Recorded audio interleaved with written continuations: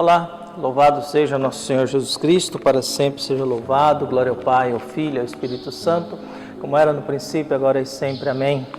Queridos irmãos e irmãs, paroquianos da nossa paróquia Nossa Senhora da Badia, Lagoa da Confusão, 4 de julho, segunda-feira, 14ª semana do Tempo Comum, a igreja nos traz o Evangelho de Mateus, capítulo 9, versículos de 18 a 26. O Senhor esteja convosco, Ele está no meio de nós. Proclamação do Evangelho de Jesus Cristo, segundo Mateus. Glória a vós, Senhor.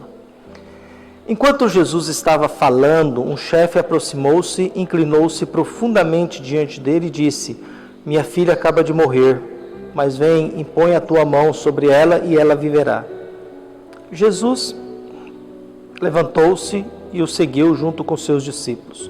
Nisto, uma mulher que sofria de hemorragia há 12 anos veio por trás dele e tocou a barra de seu manto. Ela pensava consigo: se eu conseguir ao menos tocar no manto dele, ficarei curada. Jesus voltou-se e, ao vê-la, disse: Coragem, filha, a tua fé te salvou. E a mulher ficou curada a partir daquele instante. Chegando à casa do chefe, Jesus viu os tocadores de flautas e multidão alvoroçada e disse: Retirai-vos, porque a menina não morreu, mas está dormindo. E começaram a caçoar dele. Quando a multidão foi afastada, Jesus entrou, tomou a menina pela mão e ela se levantou. Essa notícia espalhou-se por toda aquela região. Palavra da salvação. Glória a vós, Senhor. Caros irmãos e irmãs, nosso querido Pablo Picasso, que nasceu em 1881 e morreu em 1973, um pintor espanhol, dizia: a morte não é a maior perca da vida. A maior perca da vida é o que morre dentro de nós enquanto vivemos. A morte não é a maior perca da vida. A maior perca da vida é o que morre dentro de nós enquanto vivemos. A história, a vida, as estruturas, as marcas, as feridas, quer dizer, aquilo que eu sou hoje é fruto das marcas que eu tenho no passado, daquilo que me marcou, aquilo que me feriu ou aquilo que me curou no passado, é aquilo que eu sou hoje dentro do mundo e da realidade em que eu vivo. Um mundo pequeno, mas um mundo em que a gente oferece o melhor que a gente tem para que a vida não se perca. Por isso, voltamos ao Pablo Picasso: a morte não é a maior perca da vida. A maior perca da vida é o que morre dentro de nós enquanto vivemos. O Evangelho nos traz Jesus. Jesus está caminhando numa certa realidade e aproxima-se um chefe, uma autoridade. O Evangelho de Mateus ele é mais rápido, mais simplório nessas partes. Outros evangelhos são mais detalhistas a respeito disso. O fato é que Jesus está numa missão, aparece uma autoridade e pede a Jesus que a minha filha está morrendo. Vai lá salvá-la, vai lá colocar a mão nela. Entendeu? E Jesus prontamente vai. Inclinar-se é um gesto de reverência à divindade, ou a uma autoridade máxima, ou um representante da divindade. Todo ato de inclinar significa eu me rebaixo diante de alguém maior do que eu, de alguém mais importante do que eu. Por isso, quando a gente vê o Papa, geralmente a gente se inclina diante dele e beija a sua mão, o seu anel, porque ele é a autoridade máxima da igreja na qual eu pertenço.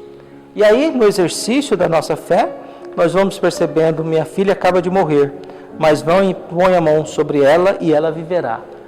O discurso do pai é: minha filha está morta, mas se você colocar a mão nela, ela viverá. E aí o que é? É uma autoridade que está apostando a vida, a fé, no toque de Deus. A mão de Deus estava sobre ele. A Bíblia tem essa expressão: a mão de Deus estava sobre ele. Então é um pai que sabe que a filha morreu, mas ele aposta que o toque de Jesus devolverá a ela a vida. É alguém que pensa que no toque de Deus a vida refloresce, renasce. E por isso é um pai desesperado com essa notícia de que a filha morreu, mas se você colocar a mão nela, ela viverá. Jesus não discute, Jesus simplesmente vai com ele. Jesus vai com ele. No meio do caminho, Mateus e também os outros colocaram este outro encontro. Estamos num encontro com uma autoridade, e essa autoridade sabe da morte da filha, e ao mesmo tempo sabe se Jesus colocar a mão na filha, a filha viverá. Logo em seguida, vem no meio do caminho, Jesus vai seguindo esse homem, mas aí vem uma mulher que sofria de uma hemorragia há 12 anos. 12 anos. 12 anos é a idade da maturidade. Jesus foi ao templo com 12 anos para se tornar adulto. Essa mulher tem 12 anos, tem uma vida com hemorragia, uma vida de doença. Outros evangelistas vão dizer que a criança que Jesus, a Talita Cum, ela também tinha 12 anos. Então essa mulher está sofrendo há 12 anos, há uma vida de sofrimento, e ela acredita na mesma coisa: se eu tocar na barra da roupa dele, eu serei curada. Quer dizer, esse homem acredita no toque de Deus, e essa mulher também acredita no toque de Deus. Ele pensa em função da sua filha, e ela pensa em recuperar a saúde. E essa mulher vai e toca no manto. Jesus volta-se para ela e disse: coragem, filha, a tua fé te salvou. O homem também tem fé que no toque de Jesus há salvação. E Jesus diz: não, o que salvou não é o fato de você ter encostado em mim, porque tem muita gente encostando em mim. Na outra passagem, Jesus pergunta: quem me tocou? E você tem uma multidão te esfregando aí, você também pergunta: quem me tocou? Existem toques diferentes. Essa mulher tem um toque da fé. Esse homem aposta a sua fé no toque de Jesus. E por isso Jesus olha: coragem, a tua fé te salvou. Quer dizer, Jesus não fala que curou, salvou. Nós estamos falando, ela está querendo a cura da hemorragia, e Jesus oferece que a sua fé te salvou. Você tem salvação. E depois desse episódio, a mulher ficou curada e partiu daquele instante. Chegando na casa do chefe, Jesus viu os tocadores de flauta e a multidão alvoroçada e disse: retirai-vos, porque a menina não morreu, mas está dormindo. E começaram a caçoar dele. Quando a multidão foi afastada, Jesus entrou, tomou a menina pela mão e ela se levantou. E essa notícia espalhou-se por toda aquela região. Uma multidão que está alvoroçada zomba do que Jesus diz. Essa multidão tem que ser retirada. Essa multidão não pode estar presente nesse toque de Jesus com essa menina em que ela se levanta. Uma multidão alvoroçada e uma multidão incrédula, ela não entende as falas de Jesus.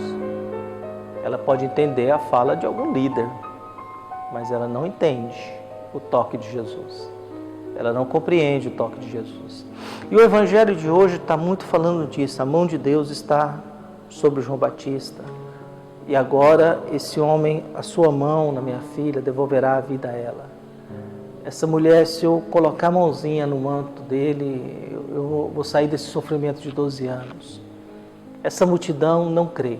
Nós temos uma multidão que não crê em Jesus, nós temos um pai desesperado diante da morte da filha que acredita, nós temos uma mulher doente há 12 anos que acredita. E por isso essa multidão é retirada, afastada. Quando se afasta a incredulidade, fica o pai e a criança e o toque de Deus. E o toque de Deus faz com que essa criança se levante.